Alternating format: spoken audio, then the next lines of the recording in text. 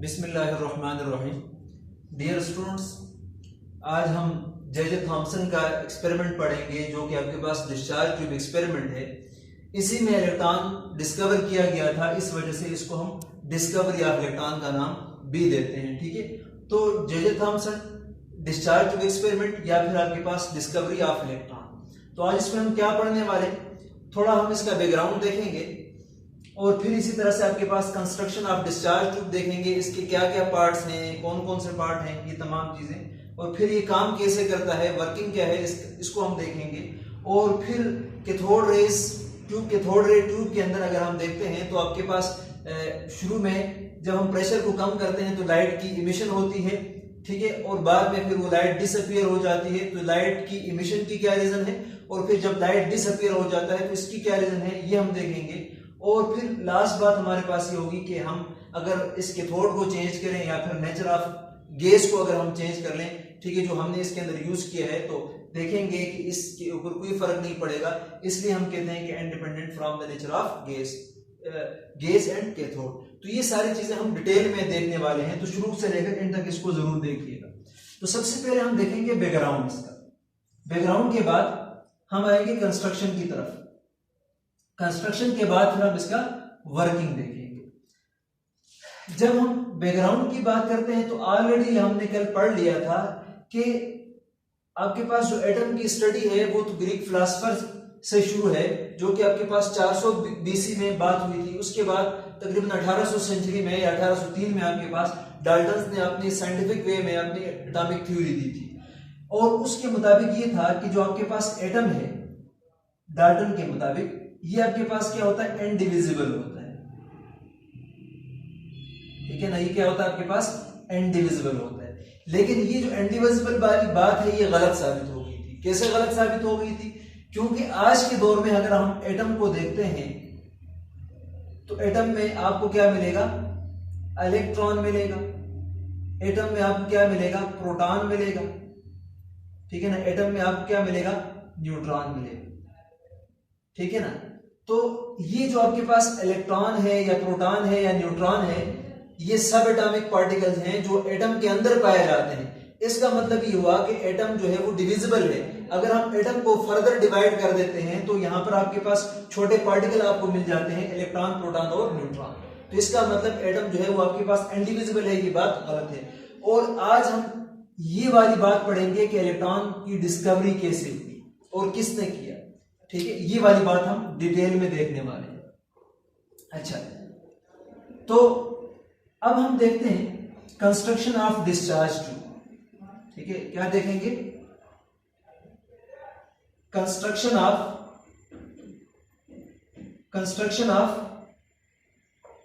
Discharge tube.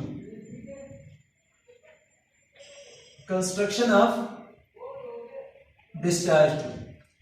अगर आप लोग इसकी कंस्ट्रक्शन देखेंगे तो सबसे पहले तो बात यह है कि आपके पास जो डिस्चार्ज ट्यूब है ये बेसिकली आपके पास एक गिलास ट्यूब है।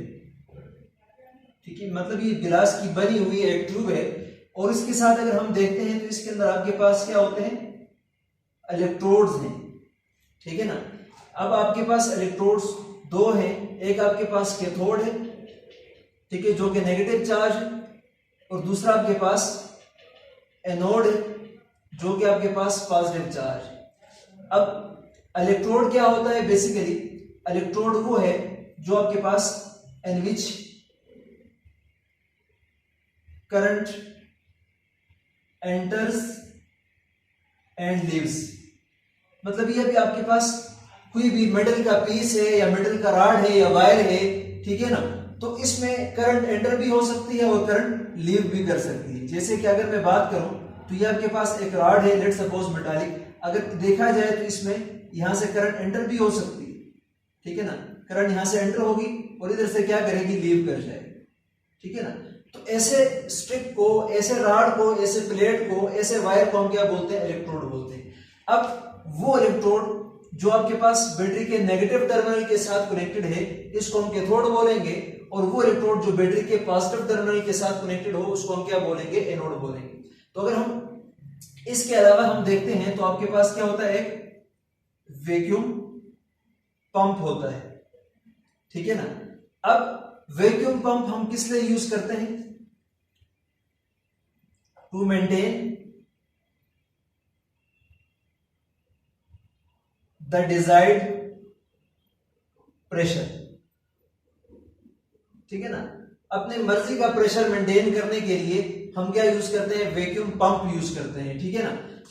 इलेक्ट्रोड आ गया और आपके पास क्या आ गया? वैक्यूम पंप आ गया। इसके अलावा हम क्या यूज करते हैं? इसके अंदर गैस यूज करते हैं, ठीक है। क्या यूज करते हैं? गैस यूज करते हैं। वो हम देखेंगे इन case of low pressure, in case of high pressure working में हम देखेंगे कि क्या होता है। तो ये आपके पास आ गया basic construction of discharge tube. तो अगर आप लोग गौर करें तो ये जो आपके पास ट्यूब है ये पूरा, ठीक है, ये गिलास की बनी हुई ट्यूब है। इस ट्यूब को हम क्या बोलते हैं? इस गिलास ट्यूब को हम डिस्चार्ज ट्यूब का नाम देते हैं। इसमें आपके पास ये है और आपके पास ये है, जिसको हम क्या बोलते हैं? इलेक्ट्रोड बोलते हैं, ठीक है ना। और एक आपके पास कैथोड है, तो कैथोड को होता है जो बैटरी के नेगेटिव टर्मिनल के साथ कनेक्टेड हो। और दूसरा आपके पास क्या? एनोड है, ये परफोरेटेड है, बेसिकली इसके अंदर पोर है जहां से इलेक्ट्रॉन पास होगा, बाद में हम देखेंगे। और ये देखा जाए तो बैटरी के पॉजिटिव टर्मिनल के साथ कनेक्टेड है। तो वो इलेक्ट्रोड जो बैटरी के नेगेटिव टर्मिनल के साथ कनेक्टेड है, इसको हम कैथोड बोलेंगे, इसके ऊपर नेगेटिव चार्ज होगा। और इसी तरह से जो बैटरी के पॉजिटिव टर्मिनल के साथ कनेक्टेड है, उसको हम एनोड बोलेंगे, और इसके ऊपर कौन सा चार्ज होगा? पॉजिटिव चार्ज होगा, ठीक है। तो ये आ गया आपके पास basic construction of discharge tube. इसके बाद हम इसकी वर्किंग देखते हैं, ठीक है ना। कंस्ट्रक्शन के बाद हम इसका वर्किंग देख लेते हैं कि ये काम कैसे करता है, इलेक्ट्रॉन की एमिशन कैसे होती है, लाइट किस तरह से प्रोड्यूस होती है और किस तरह से डिसअपीयर होती है, इसकी क्या रीजन है, ठीक है। और हम ये देखेंगे कि इन केस ऑफ हाई प्रेशर क्या होता है गैसेस का, और इन केस ऑफ लो प्रेशर क्या होता है, ये हम देखेंगे, ठीक है। तो पहले बात हम कर लेते हैं इन केस ऑफ हाई प्रेशर, ठीक है ना। अगर हम प्रेशर को हाई रखते हैं, अगर हम प्रेशर को हाई रखते हैं, मींस कि ये जो आपको पार्टिकल नजर आते हैं गैस के, इसको हम ज्यादा कर देते हैं, ठीक है। ये पार्टिकल आपके पास क्या है? ज्यादा है। अगर हम प्रेशर को ज्यादा करते हैं तो मैं यहां पर पहले लिख लेता हूं गैस एट हाई प्रेशर, ठीक है। हाई प्रेशर की केस में क्या होगा? तो in case of high pressure there is no conduction of electricity, ठीक है ना। अगर आपके पास प्रेशर ज्यादा है तो कोई इलेक्ट्रिकल कंडक्शन नहीं होगी, ठीक है ना। तो इसकी रीजन क्या है? रीजन ये है, number 1, at high pressure gases are good insulator, ठीक है ना। गैसेस आपके पास क्या होते हैं? गुड इंसुलेटर होते हैं, मतलब इसमें से कंडक्शन नहीं होती है। गुड इंसुलेटर या फिर आपके पास क्या होते हैं? आर नॉन कंडक्टर्स, ठीक है ना। इंसुलेटर या कंडक्टर वो होते हैं जो करंट को कंडक्ट नहीं करते, ठीक है ना। तो रीजन ये है क्योंकि आपके पास गैसेस क्या होते हैं? ऑर्डिनरी प्रेशर पर नॉन कंडक्टर होते हैं या गुड इंसुलेटर होते हैं, जिसकी वजह से कोई कंडक्शन नहीं होती। और दूसरा रीजन हम ये भी लिख सकते हैं, जब आपके पास प्रेशर ज्यादा होता है तो एट हाई प्रेशर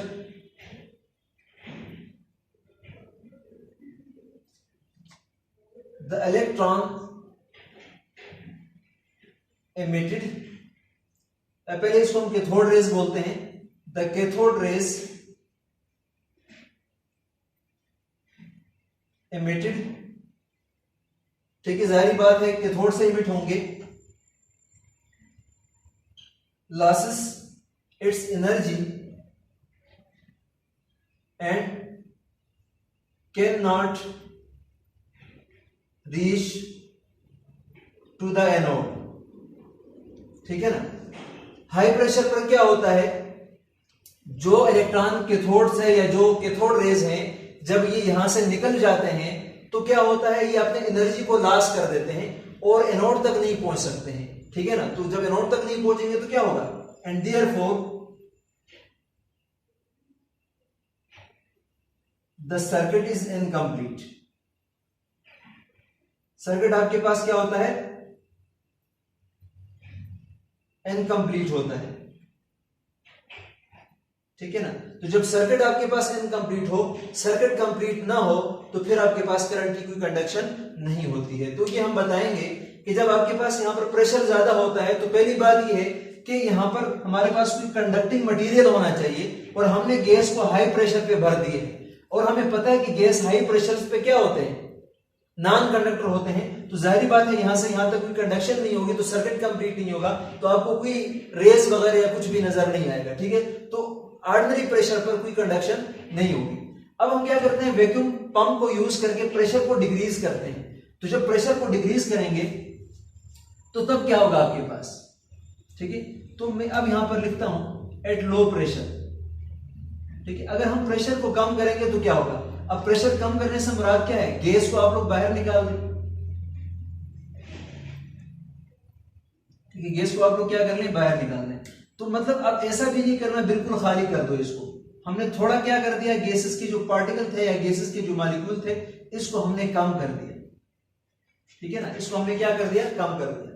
अब जब हमने गैस को कम कर दिया है वैक्यूम पंप के थ्रू या इसके प्रेशर को कम कर दिया है, तो क्या होगा, इन case of low pressure,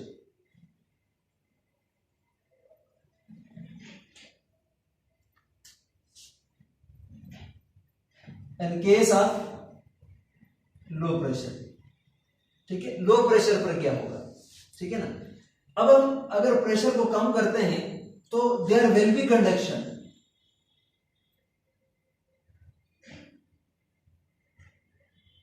conduction at low pressure. Low pressure पर आपके पास क्या होगी, कंडक्शन होगी।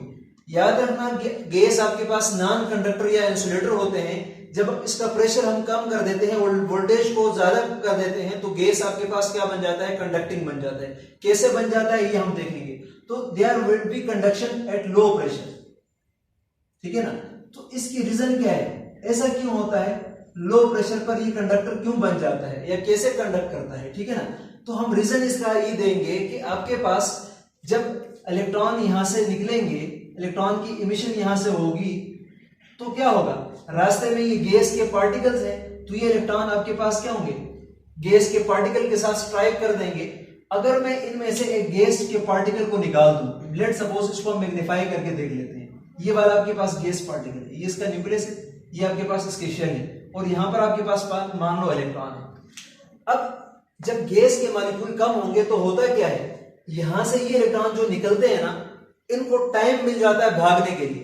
मतलब आपके पास जब गैस का प्रेशर कम हो तो इन इलेक्ट्रॉन के पास क्या होती है, हाई काइनेटिक एनर्जी होती है। तो रीजन इसकी क्या है, इन केस ऑफ लो प्रेशर, ठीक है, लो प्रेशर की केस में the electron has high kinetic energy, ठीक है, हाई काइनेटिक एनर्जी। वो इलेक्ट्रॉन, ये वो वाले इलेक्ट्रॉन होंगे जो कैथोड से निकलेंगे। ये इलेक्ट्रॉन जब गैसेस के मॉलिक्यूल कम होंगे तो ये इनके साथ जल्दी कोलाइड नहीं करेंगे और इनको ज्यादा देर तक भागने का टाइम मिलेगा, दौड़ने का टाइम मिलेगा, तो इनकी काइनेटिक एनर्जी ज्यादा होगी। वैसे अगर गैस के मॉलिक्यूल ज्यादा होते तो इलेक्ट्रॉन इसके साथ टकराकर वापस आ जाते, आगे इस तक पहुंच ही नहीं पाते, जिसकी वजह से कोई कंडक्शन नहीं होती थी। लेकिन चूंकि अब गैस के मॉलिक्यूल कम हो गए तो मेन जो फ्री पाथ है वो ज्यादा हो गई और आपके पास इलेक्ट्रॉन की काइनेटिक एनर्जी ज्यादा होगी। और जब हमने पोटेंशियल डिफरेंस को भी बहुत ज्यादा कर दी है, मतलब आपके पास 5000 से लेकर हमने 10,000 तक क्या कर दिया, इसको हमने वोल्टेज दी है, तो प्रेशर कम हो गया, वोल्टेज ज्यादा हो गया। तो इसका मतलब इस इलेक्ट्रॉन के पास अब काइनेटिक एनर्जी ज्यादा है, तो ये इलेक्ट्रॉन जाके क्या करेगा, इस एटम की जो इलेक्ट्रॉन है इसको निकाल देगा और खुद भी आगे भाग जाएगा, ठीक है ना, खुद भी क्या होगा, आगे भाग जाएगा। अब यहां पे चूंकि इसके ऊपर पॉजिटिव चार्ज है तो ये इसको अट्रैक्ट भी कर रहा है, तो ये इलेक्ट्रॉन आपके पास कहां पर अप्रोच कर जाएंगे, कैथोड से निकलेंगे और कहां पर पहुंच जाएंगे, आपके पास एनोड की तरफ पहुंच जाएंगे, तो जिसकी वजह से सर्किट कंप्लीट होगा और आपके पास क्या होगी, कंडक्शन होगी। तो हम कहेंगे in case of low pressure the electron has high kinetic energy तो वो क्या करेगा, which ionizes the gas particles, ठीक है, and reaches to the anode, ठीक है, और एनोड को रीच करेगा, तो जिसकी वजह से सर्किट कंप्लीट होगा और आपके पास क्या होगी, इलेक्ट्रिकल कंडक्शन होगी, ठीक है ना। सर्किट कंप्लीट होगा तो फिर क्या हो जाएगी, आपके पास इलेक्ट्रिकल कंडक्शन होगी। तो ये वाली बात थी आपके पास सर्किट कंप्लीट होने की, कि जब हम वोल्टेज को ज्यादा कर देते हैं तो यहां से भी इसको एनर्जी मिल जाती है, और इधर चूंकि आपके पास रास्ते में जो गैस पार्टिकल है वो कम आ रहे हैं, या गैस के मॉलिक्यूल कम आ रहे हैं, या गैस के एटम कम इसके सामने आ रहे हैं, तो इन इलेक्ट्रॉन के पास हाई काइनेटिक एनर्जी होती है, और ये हाई काइनेटिक एनर्जी की वजह से जाके इसके साथ टकराते हैं। और इस चूंकि हमें पता है कि अगर हम एटम को देखते हैं तो उसकी शेल होते हैं और शेल में इलेक्ट्रॉन होते हैं, तो ये इलेक्ट्रॉन जाके इसके साथ स्ट्राइक करके इसके इलेक्ट्रॉन को भी निकाल देंगे, और ये वाले इलेक्ट्रॉन जो इस एटम से निकले हैं, एटम की आयनाइजेशन हुई है, ये वाले इलेक्ट्रॉन और ये वाले जो इमिटेड इलेक्ट्रॉन है, ये दोनों किसकी तरफ जाएंगे, इस एनोड की तरफ जाएंगे, कि एनोड के ऊपर पॉजिटिव चार्ज है, ये अपनी तरफ खींच भी लेता है, तो इसी को हम क्या बोलते हैं, इलेक्ट्रिकल कंडक्शन बोलते हैं। या आपके पास जो डिस्चार्ज ट्यूब के अंदर ट्यूब है, लो प्रेशर की वजह से उसमें क्या हो जाती है, कंडक्शन शुरू हो जाती है, ठीक है। अब जब कंडक्शन होती है तो शुरू में अगर आप लोग देखते हैं तो आपको यहां पर कुछ लाइट दिखती है, जैसे आसमान में बिजली चमकती होती है, इसी तरह से यहां पर आपको क्या मिलती है, लाइट मिलती है। लेकिन वो लाइट आहिस्ता आहिस्ता से क्या हो जाती है, डिसइल्यूमिनेट हो जाती है, मतलब वो लाइट आपको नजर नहीं आती है, ठीक है ना, वो विजुअलाइजेशन से हट जाती है। पहले आपको नजर आती है वो लाइट और उसके बाद फिर डिसअपियर हो जाती है। तो इसकी क्या रीजन है वो हम देख लेंगे, ठीक है। अच्छा जी, emission of light,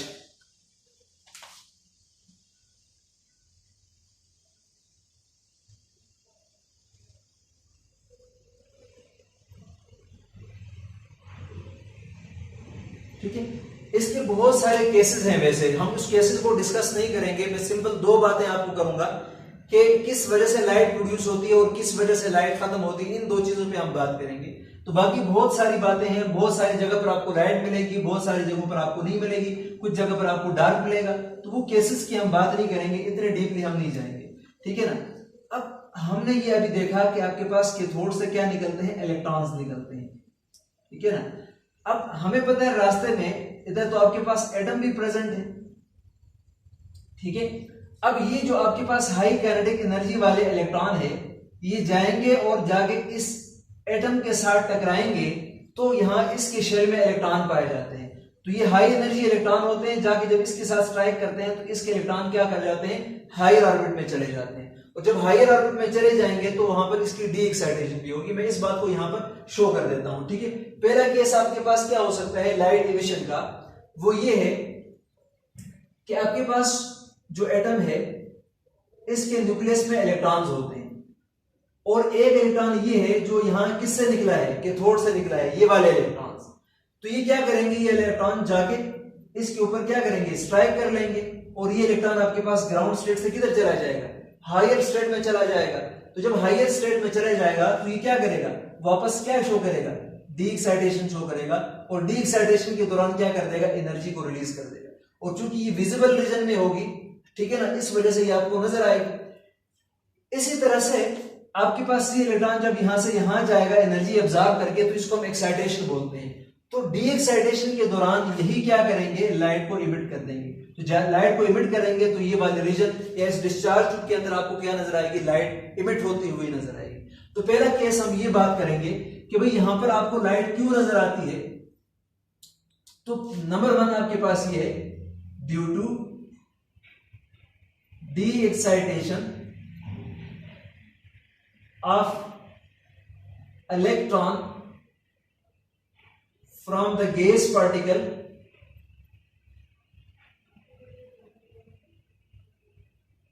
ठीक है ना। तो ये क्या करेगा, it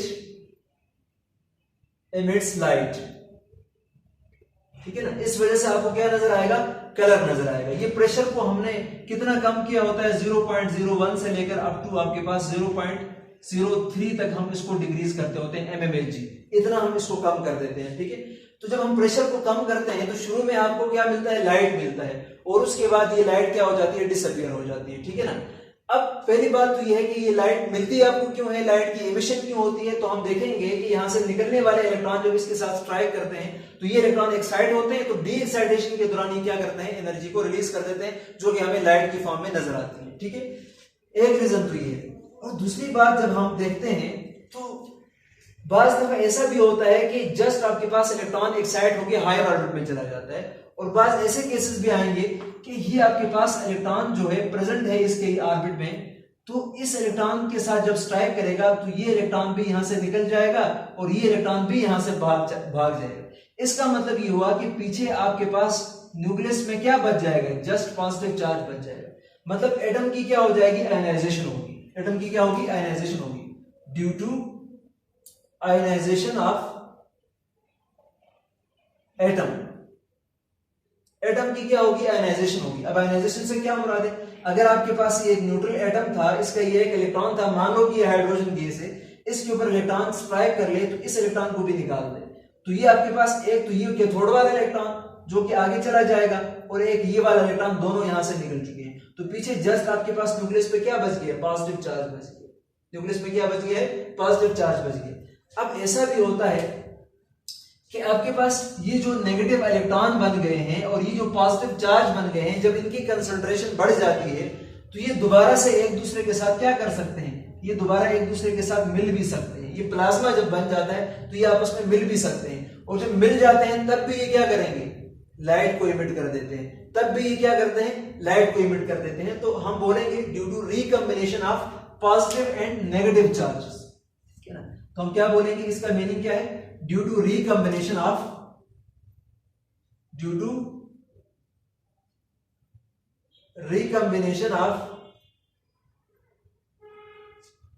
positive and negative charges, ठीक है। तो हमें क्या मिलेगी, लाइट मिलेगी।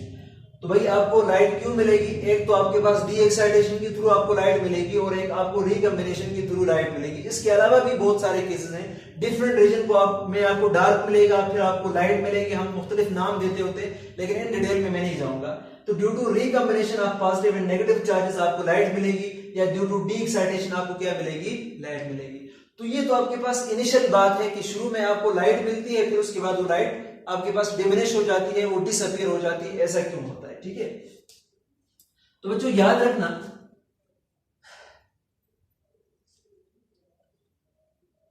ये लाइट आपके पास क्या होती है, डिसअपीयर हो जाती है। लाइट क्या होती है, डिसअपीयर होती है। ऐसा क्यों होता है, ठीक है ना। थोड़ी देर बाद ये लाइट डिसअपीयर हो जाएगी। अब इसका एक ही रीजन हो सकता है कि जब आपके पास ये एटम है जिसके शेल में ये इलेक्ट्रॉन है, ठीक है ना। अब एक आपके पास होता है एक्साइटेशन और एक होता है आपके पास आयनाइजेशन। एक्साइटेशन में ये होता है कि ये इलेक्ट्रॉन आपके पास लोअर लेवल से हायर लेवल में जाता है और हायर लेवल से वापस लोअर लेवल में आता है, तो एनर्जी रिलीज कर देता है, तो ये हमें लाइट मिलती है। एक केस आपके पास ये भी हो सकता है कि ये इलेक्ट्रॉन है यहाँ पर, ये इसका न्यूक्लियस है, यहां से बाहर से इलेक्ट्रॉन आया, ये इसको निकाल दे। अब ये वाला इलेक्ट्रॉन इसके शेल में नहीं रहा, बल्कि इससे निकल चुका है ये इलेक्ट्रॉन। एक तो ये वाला इलेक्ट्रॉन है और एक आपके पास ये वाला इलेक्ट्रॉन, दोनों यहां से चले गए, तो पीछे जस्ट आपके पास क्या बच गया, पॉजिटिव चार्ज बच गया। तो याद रखना, जब आपके पास आयनाइजेशन होती है ना, तो आयनाइजेशन के बाद इलेक्ट्रॉन जो है उस एटम का पार्ट नहीं रहता, बल्कि उससे निकल जाता है, तो वो वापस डी एक्साइट नहीं हो सकता। तो जब डी एक्साइटेशन नहीं होगी तो इससे आपको लाइट भी कोई नहीं मिलेगी। तो हम बोलेंगे इन केस ऑफ आयनाइजेशन की केस में there is no de excitation. Ionization की केस में कोई डी एक्साइटेशन वाला फिनोमेना नहीं हो रहा होता। तो जब डी एक्साइटेशन ना हो तो फिर हम बोलेंगे there will be no light. फिर आपके पास लाइट भी इधर नहीं मिलेगी आपको, तो लाइट डिसअपीयर हो जाएगी। ये काम पहले क्यों नहीं होता? इसलिए पहले नहीं होता क्योंकि शुरू में आपके पास जो पार्टिकल होते हैं या जो एटम होते हैं उनके पास इतनी एनर्जी नहीं होती, हो सकता है कुछ एटम ने कुछ एनर्जी कम एब्जॉर्ब की हो, जस्ट एक्साइट हुए हो, और कुछ एटम ने ज्यादा एब्जॉर्ब करके आयनाइज हुए होंगे।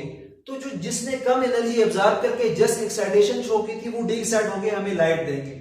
लेकिन जो जब हम इसे पोटेंशियल भी देते हैं तो इनकी एनर्जी बढ़ती जाती है, इनकी आयनाइजेशन जो है वो मैक्सिमम होनी शुरू हो जाती है। एक वक्त ऐसा आता है कि आपके पास जो मुकम्मल तौर पर जो गैसेस हैं वो सारे के सारे क्या हो जाते हैं, आयनाइज होते हैं। तो फिर जब आयनाइज होंगे तो डी एक्साइटेशन वाला फिनोमेना खत्म हो जाएगा, तो उस केस में हमें कोई लाइट नहीं मिलेगी। तो बाद में लाइट खत्म हो जाती है। क्यों खत्म हो जाती है? क्योंकि बाद में जस्ट आयनाइजेशन होती है, एक्साइटेशन डी एक्साइटेशन का फिनोमेना नहीं हो रहा होता, इस वजह से आपको कोई लाइट भी नहीं मिलेगी। ठीक है, तो ये तो बात आपके पास आ गई कि एमिशन ऑफ लाइट क्यों होती है, इस पे हमने बात की, और फिर लाइट गायब क्यों होती है, इस पे हमने बात की। अब हम ये देखेंगे कि यहाँ ये जो आपके पास कैथोड है, इससे ये इलेक्ट्रॉन कैसे निकलता है। मतलब ये इलेक्ट्रॉन निकलता है तो यहां पर आयनाइजेशन होती है, तो ये कैसे निकलता है इसको हम देखते हैं। तो emission of electron from the cathode, emission of electron from the cathode.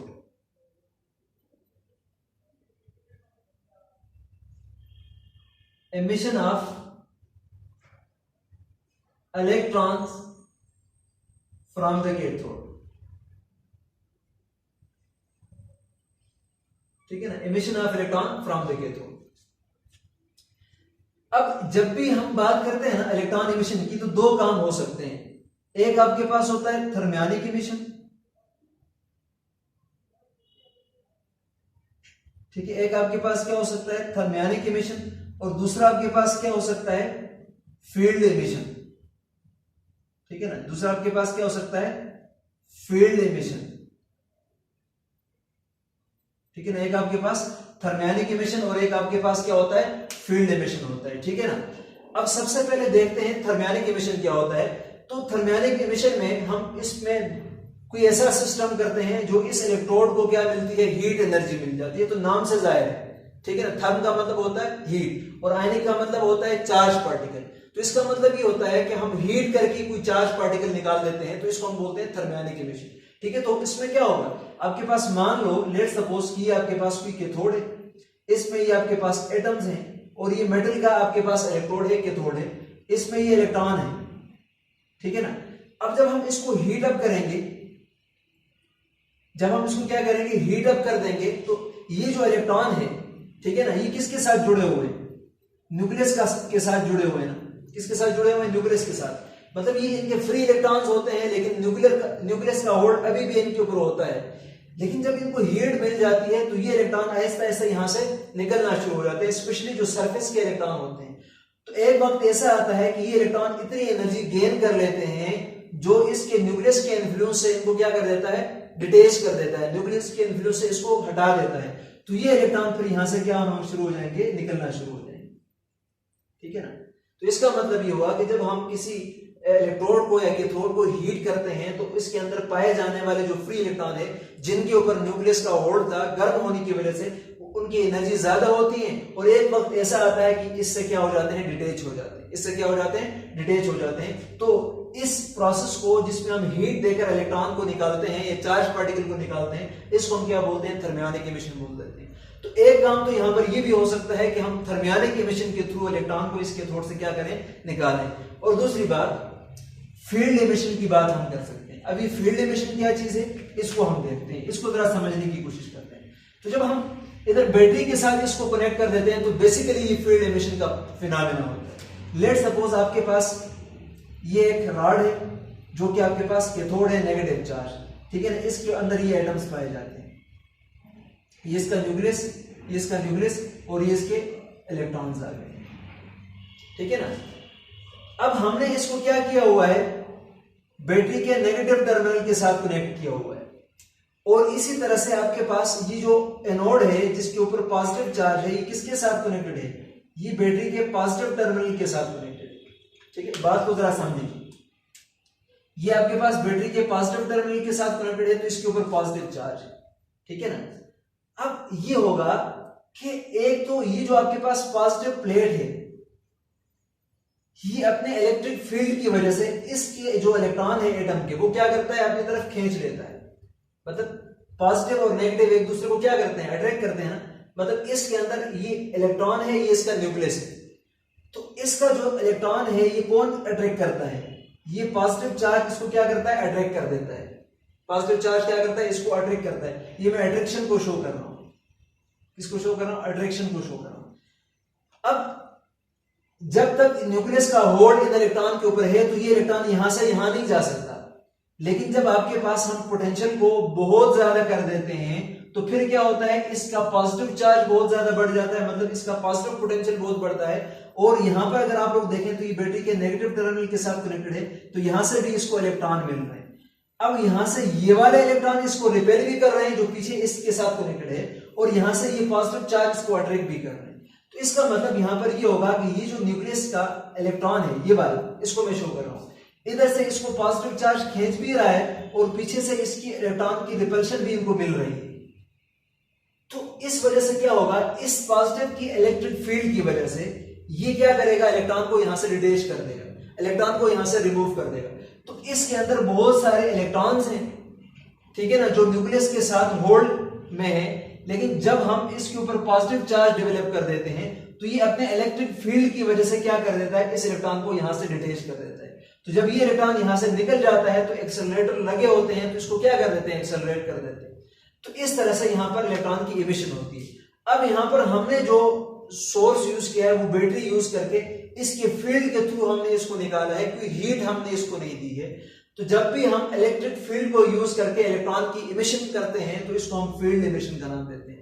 तो आमतौर पर ये दो फिनोमेना यूटिलाइज होते हैं, एक थर्मियोनिक इमिशन का फिनोमेना और एक आपके पास क्या कौन सा फिनोमेना यूज होता है? फील्ड इमिशन वाला फिनोमेना यूज होता है। तो फील्ड इमिशन में हम कोई हीट नहीं दे रहे होते हैं और थर्मियोनिक इमिशन में हम हीट देकर इलेक्ट्रॉन को निकाल रहे होते हैं। तो फिर बीच में जो मैंने आपको बताया कि इलेक्ट्रॉन जब यहां से निकलते हैं तो इस एटम को आयनाइज कर देते हैं। तो एटम के इलेक्ट्रॉन और ये जो कैथोड के इलेक्ट्रॉन है ये सारे मिलकर किसकी तरफ जाते होते हैं? एनोड की तरफ जाते होते हैं। तो सर्किट कंप्लीट हो जाता है। तो इलेक्ट्रिकल क्या होती है? कंडक्शन होती है। अब हमें ये कैसे पता चल जाता है? ये इलेक्ट्रॉन जब यहां से जाके यहां पर स्ट्राइक करते हैं तो इधर हमने क्या यूज किया होता है? कोटिंग की होती है किस चीज की? Fluorescent material. तो ये इलेक्ट्रॉन, ये पार्टिकल जब यहां पर जाके स्ट्राइक करेंगे तो इधर आपको क्या मिलेगा? स्पार्क मिलेगा। तो ये हमने क्यों यूज किया? क्योंकि वैसे हमें नहीं डिटेक्ट होता कि यहाँ पर कोई पार्टिकल आके स्ट्राइक भी कर रहा है कि नहीं कर रहा। लेकिन जब हम यहाँ पर फ्लोरेसेंट मटेरियल की कोटिंग करते होते हैं तो ये इलेक्ट्रॉन जाके जस्ट इस परफोरेटेड एनोड में से पास होकर जब यहाँ पर स्ट्राइक करते हैं तो स्पार्क प्रोड्यूस होता है। इसका मतलब ये है कि कैथोड से कोई रेज निकलती हैं और इस जगह पर जाकर क्या करती हैं? स्ट्राइक कर देती हैं। इस जगह पर जाकर क्या करती हैं? स्ट्राइक करती हैं। तो चूंकि ये रेज जो है वो कैथोड की तरफ से निकलती हैं और एनोड की तरफ जाती हैं, इस वजह से हम इसको क्या बोलते हैं? कैथोड रेज का नाम देते हैं। और यही कैथोड रेज बेसिकली आपके पास क्या है? इलेक्ट्रॉन्स है। और इन्हीं कैथोड रेज को बाद में जे स्टोनी ने क्या नाम दिया था? इलेक्ट्रॉन का नाम दिया था। बच्चों याद रखना, यहां पर कुछ लोगों को ये कंफ्यूजन होती है कि भाई क्या ये इलेक्ट्रॉन आपके पास कैथोड से इमिट होते हैं? ठीक है ना, ये इलेक्ट्रॉन क्या कैथोड से इमिट होते हैं या फिर आपके पास यहाँ पर जो एटम है उसकी आयनाइजेशन से आपको मिलते हैं? तो याद रखना दोनों इलेक्ट्रॉन होते हैं। ठीक है ना, यहाँ पर कैथोड से भी इलेक्ट्रॉन निकलते हैं जो इसको आयनाइज कर देते हैं, और जब आयनाइज करेंगे तो ये वाले इलेक्ट्रॉन और ये वाले इलेक्ट्रॉन दोनों किसकी तरफ मूव करेंगे? एनोड की तरफ मूव करेंगे। तो इसके साथ मिलकर इनकी जो आपके पास इलेक्ट्रॉन बीम है उनकी इंटेंसिटी बढ़ जाएगी। अब सवाल ये भी पैदा होता है, हमने गैस को लो प्रेशर पे यूज किया तो हम इसको बिल्कुल खत्म क्यों नहीं कर देते? तो खत्म न करने की भी रीजन ये है कि जिस वक्त हम सिर्फ इन इलेक्ट्रॉन्स की बात करते हैं तो इनकी इंटेंसिटी इतनी ज्यादा नहीं होती है, और जब हम इसके अंदर गैस यूज करते हैं लिटिल अमाउंट में लो प्रेशर पर तो इनको यहाँ पर जो स्पॉट बनेगा वो आपको क्लियर नजर आएगा। स्पॉट क्या मिलेगा? आपको क्लियर नजर आएगा। इस वजह से हम लो प्रेशर पर क्या करते हैं? गैस को यूज करते हैं। अच्छा जी, इसके अलावा अगर आप लोग देखें तो यहां पर आप जो है वो गैस को चेंज करके आप हाइड्रोजन को यूज करें, आप कार्बन डाइऑक्साइड को यूज करें या एनी अदर गैस यूज करें, कुछ भी यूज कर लें, तो ये जो आपके पास कैथोड रेंज है इनके ऊपर कोई फर्क नहीं पड़ता। मतलब आप लोग जो है वो हाइड्रोजन को देखेंगे तो इससे भी यही इलेक्ट्रॉन निकलते हैं। आप अगर कार्बन डाइऑक्साइड गैस को यूज करेंगे तो इससे भी यही इलेक्ट्रॉन इमिट होते हैं। समझ आ रही है बात की? आप हीलियम यूज करेंगे तो इससे भी यही इलेक्ट्रॉन इमिट होते हैं। अब ये जो इलेक्ट्रॉन है इन तीनों से निकलने वाले इलेक्ट्रॉन ये सेम नेचर के हैं, इनमें कोई डिफरेंस नहीं है। चाहे वो हाइड्रोजन से निकला हुआ इलेक्ट्रॉन है या कैथोड रे है, चाहे कार्बन डाइऑक्साइड से निकला हुआ है, चाहे आपके पास हीलियम से निकला हुआ इलेक्ट्रॉन है, तीनों का जो आपके पास नेचर है वो सेम है, इसमें कोई फर्क नहीं। और दूसरी बात, अगर हम यहाँ पर मेटल को चेंज करते हैं, डिफरेंट नेचर के मेटल को यूज करते हैं, तब भी यहां से डिफरेंट मेटल से भी यही इलेक्ट्रॉन निकलता है जो कि सेम नेचर के होते हैं, उसमें कोई फर्क नहीं होता। तो इसका मतलब ये हुआ कि अगर आप लोग गैस को चेंज कर लें, आप लोग इलेक्ट्रोड को चेंज कर लें, तो ये जो आपके पास पार्टिकल है इलेक्ट्रॉन वो यही रहेगा, वो चेंज नहीं होगा। तो इसका मतलब ये होता है कि चाहे आप जो भी मटेरियल यूज करें, हर एक के अंदर आपके पास क्या पाया जाता है, इलेक्ट्रॉन पाया जाता है। और यही आपके पास क्या है, फंडामेंटल पार्टिकल है। और यही आपके पास क्या है, फंडामेंटल पार्टिकल। इसलिए हमने ये बात की कि आपके पास ये नेचर ऑफ गैस और नेचर ऑफ इलेक्ट्रोड पे डिपेंड नहीं करता, स्पेशली नेचर ऑफ कैथोड पे डिपेंड नहीं करता। तो बाद में ये जो इलेक्ट्रॉन यहाँ कैथोड से निकलते थे, जिनको हमने कैथोड रेस कहा था, बेसिकली यही आपके पास क्या थे, इलेक्ट्रॉन थे, जो कैथोड से निकलते थे और किसकी तरफ जाते थे, एनोड की तरफ जाते थे। और इनको जे जे स्टोनी ने क्या नाम दिया था, इलेक्ट्रॉन का नाम दिया था। ठीक है, तो इसी से इसको खत्म कर देते हैं। आगे इसकी नेचर को स्टडी करने के लिए, इसकी प्रॉपर्टीज को देखने के लिए बहुत सारे एक्सपेरिमेंट और भी किए गए हैं, जिससे हम इसकी नेचर को बताते हैं कि इलेक्ट्रॉन के ऊपर नेगेटिव चार्ज है, तो हम इसको कैसे साबित करेंगे, इसके पास एनर्जी है, इसको कैसे साबित करेंगे, ये स्ट्राइट लाइन में ट्रेवल करता है, ये कैसे साबित करेंगे। इन तमाम बातों को हम अगले जो इसके एक्सपेरिमेंट है, इसकी नेचर को जानने के लिए इनको हम अलग से स्टडी करेंगे। तो यही आप लोगों का होमवर्क है कि भाई आप लोग शुरू से लेकर इन तक इसको जरूर लिखें और इनके अंदर क्या क्या मैकेनिज्म होते हैं उसको आप लोग जरूर देख लें। Thank you very much.